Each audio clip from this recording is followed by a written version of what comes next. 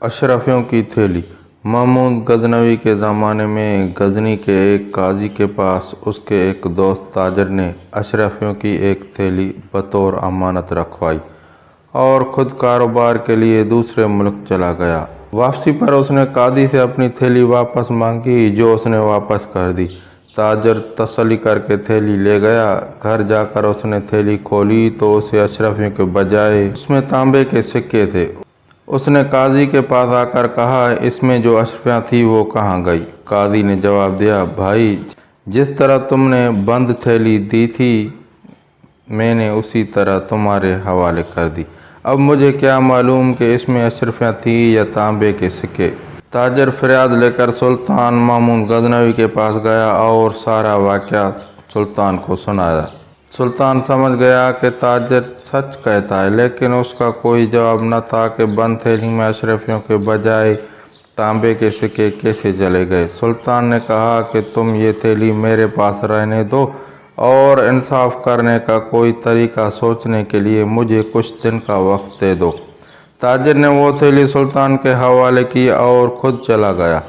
سلطان نے کچھ دیر سوچنے اور پھر اپنے خنجر سے اس قالین کو ایک طرف سے کاٹ دیا جو تخت پر بچھا ہوا تھا، اور اس کے فوراً بعد حکم دیا کہ ہم شکار کو جائیں گے۔ چنانچہ سلطان شکار پر روانہ ہو گیا۔ بادشاہ کی روانگی کے بعد جب وزیر وغیرہ واپس لوٹے تو وہ یہ دیکھ کر حیران رہ گئے کہ تخت شاہی کا قالین ایک طرف سے کٹا ہوا ہے۔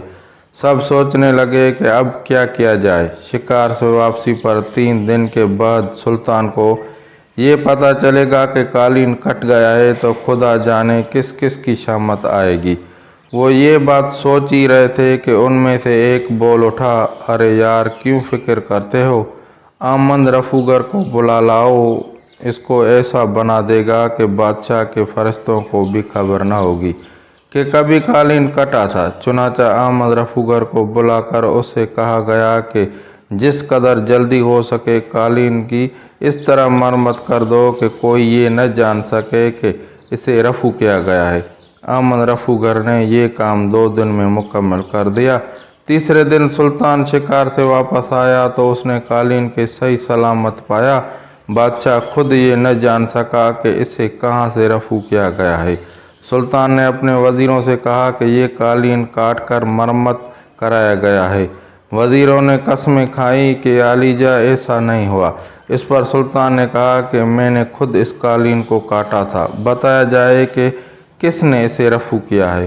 بادشاہ کو بتایا گیا کہ یہ کام آمد رفوگر نے کیا ہے۔ سلطان نے آمد کو بلایا اور وہ تھیلی دکھا کر کہا، دیکھو، کہیں یہ تھیلی تو تمہارے پاس رفو کے لیے تو نہیں آئی تھی؟ پہلے تو آمد نے انکار کیا، مگر جب سلطان نے سختی سے پوچھا تو اس نے کہا، جی ہاں، یہ تھیلی فلاں قاضی صاحب میرے پاس لائے تھے، جس کو میں نے رفو کر دیا تھا۔ بادشاہ نے اسی وقت قاضی کو بلایا اور کہا کہ تاجر کی اشرفیاں فوراً واپس کر دو، ورنہ تمہیں سخت سزا دی جائے گی۔